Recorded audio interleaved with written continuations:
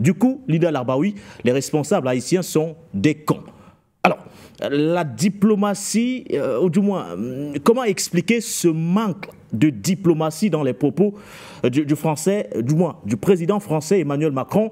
Est-ce vraiment un déni ou alors du mépris?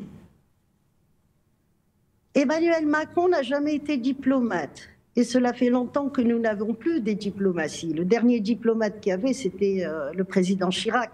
Après, on est tombé dans un vide, justement, vide politique et vide diplomatique. Hein.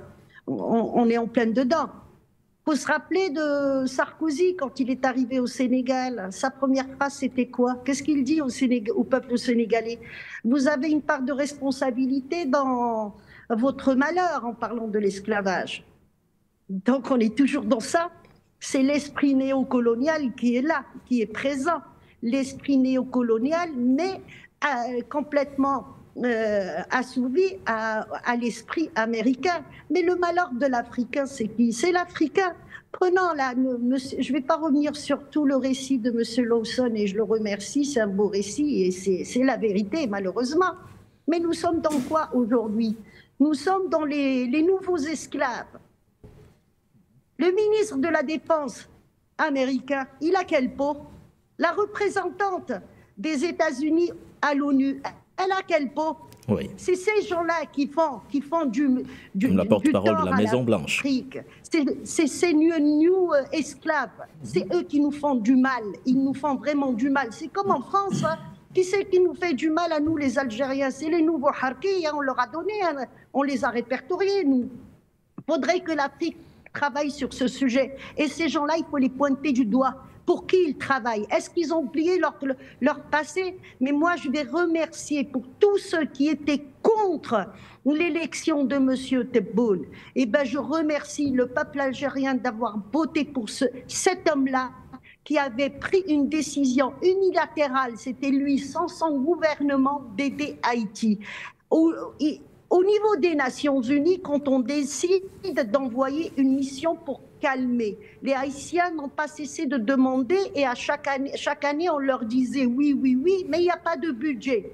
Là, l'Algérie a laissé, une fois qu'il n'y a pas eu de veto pour envoyer une mission, et on a dit il n'y a pas de budget, c'est l'Algérie qui a débloqué le reste de ce qui manquait. Et je remercie Tebboune pour ça, parce que ce sont des Africains. Et aucun pays africain, jusqu'à M. Tebboune, même l'Algérie, elle ne s'occupait pas de Haïti. Mais je remercie également le mouvement libanais Amel. Pourquoi je parle du mouvement libanais? Parce que celui qui est en train de déclencher toute une opération pour aider Haïti, c'est le président de la République dominicaine qui est libanais. Il est fils d'un couple de Libanais. Et ça, beaucoup d'Africains l'ignorent. Quand on prend au niveau du mouvement Amel, Nabih Berri, et il a la nationalité de la Sierra Leone et ils aident beaucoup la Sierra Leone également. Donc il y a des gens qui n'ont rien à voir avec l'Afrique, mais qui aiment l'Afrique et qui font en sorte que ces Africains qui ont été exportés et déportés partout dans le monde, on essaye de les aider. Ces gens-là, ils ont besoin de nous, les Africains. Et puis, il y a tellement de gens qui parlent, mais qui ne font rien. Mais il y a tellement de gens qui agissent et qui leur font du tort. Mais ce que j'ai rappelé, quand il s'agit de mettre une résolution, de mettre un veto dans une résolution qui peut aider un peuple qui souffre, comme le peuple du Sahara occidental ou comme le peuple haïtien, eh bien, qu'est-ce qu'on va mettre? Toujours un afro-descendant pour lever la main. Tiens, moi, je mets mon veto et ça va se passer autrement. Ce qui se passe à Gaza également. Eh bien, ces gens-là, ils ont quelle peau? Eh bien, c'est ces gens-là, moi, réellement, hein, ces gens-là, je ne leur fais pas de cadeau parce qu'ils ont oublié leur race, ils ont oublié leurs racines. Et non seulement ils ont oublié, ben, ils font comme Obama, il est venu nous mettre une guerre en Afrique. Et là, le Mali souffre, le Tchad souffre, le Niger souffre, l'Algérie souffre, tout le monde souffre de cette guerre-là et on n'arrive pas à en finir. Qui c'est qui l'a provoqué? Eh bien, quelqu'un qui vient du continent. C'est notre malheur, quelque part, Macron. ou Sarkozy ou ces gens-là, ils n'ont pas tort parce qu'il y a des gens de chez nous qui nous font du tort et qui nous font mal. Mais à nous de réagir et à nous de mettre ces gens-là dans une certaine catégorie, mais de les attaquer bien comme il faut, avec une diplomatie, bien évidemment, en leur disant « mais qu'est-ce que vous faites ? Pour qui vous travaillez, contre qui ?» Cet esprit néocolonial est en descente libre. D'ailleurs, ça a un rapport avec le deuxième sujet. Donc, qu'est-ce qu'ils font? Ils veulent revenir. Prenez l'exemple de la France actuellement. La France est dégagée de l'Afrique. La France, je parle de la France officielle, je ne parle pas du peuple français, avec qui j'ai beaucoup d'affection, j'ai des amis aussi français qui sont dans le même esprit que nous. Ils savent qu'il y a un mal au niveau de ce gouvernement et de cette France officielle. Ils le savent, on a vu des manifs pour soutenir Gaza, on a vu des manifs pour soutenir même les Libanais. Et ben aujourd'hui, ces gens-là sont réveillés et ils essayent de faire en sorte que ça change, sauf que les officiels en France, il y a toujours cette soif de la colonie, de refaire de la France coloniale ce qu'elle était, sauf que la France est dégagée de l'Afrique, la France est dégagée de la Syrie, donc elle a perdu son précaré. La France est en train de se faire dégager du Liban. Les Libanais, ils voient bien le mal qui a été fait. Et puis, elle est indésirable. Israël s'oppose à ce que le traité pour un cessez-le-feu se passe à Paris. À tous les niveaux, la France a perdu la mer Égée, la France a perdu la Tunisie, à l'Algérie également. Il n'y a même plus d'ambassadeur d'ailleurs. Hein.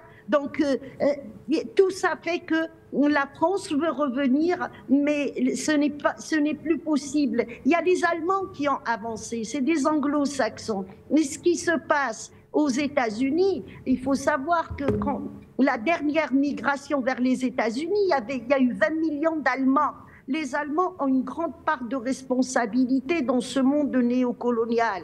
Il ne faut pas oublier que le partage de l'Afrique s'est fait en Allemagne. Donc, plus les Allemands reviennent à l'ordre du jour, plus la France recule. Donc, au lieu d'être diplomate, au lieu de changer sa politique envers toute cette ancienne colonie et d'aller vers un monde plus juste et des affaires d'égal à égal, non, on essaye de mettre le couteau dans la plaie, de le remuer, comme ça fait très très mal. Est-ce que c'est de leur faute si on a emmené leurs parents sur ce continent qui ils en connaissaient même pas l'existence et on a fait d'eux des esclaves, mais ils veulent nous faire quoi? C'est-à-dire que on veut mettre la victime, et c'est ça le plus dangereux dans l'esprit néocolonial. La victime et le bourreau, on les met au même pied des stades, on les met au même niveau.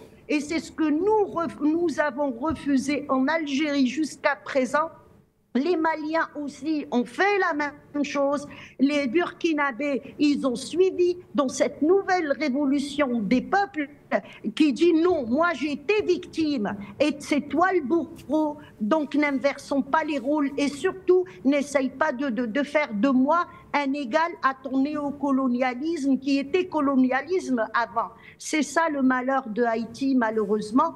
Et je suis fière, franchement fière, que le président Tebboune a fait ce geste et il a fait d'autres gestes aussi, on n'en parle pas, c'est plus des aides. Et je ne le dis pas parce que je suis algérienne, non, je le dis parce que je suis africaine. Nous avons des Africains en Nouvelle-Calédonie aussi, on s'en occupe, il faut s'en occuper. On nous a trimballés partout. On a fait de nous des esclaves partout et aujourd'hui, on vient nous jeter la pierre et ça, il faut le refuser. Mais il faut surtout ces les néos là, esclaves, il faut les pointer du doigt et essayer quand même de les réveiller, qu'ils arrêtent avec ce qu'ils sont en train de nous faire. Parce que les États-Unis, bien sûr, il y a la France avec eux, ne lâcheront jamais Haïti facilement, sauf si les États-Unis sont affaiblis. Monsieur Lawson, il a expliqué pourquoi par rapport à Panama. Et les États-Unis, ils vont toujours se servir des gens les descendants de ceux qu'ils ont ramenés de l'Afrique chez eux pour qu'ils nous fassent du mal, comme ça on pourra les excuser, mais moi j'excuse pas ces gens-là. C'est des traîtres et ils resteront traîtres. Merci.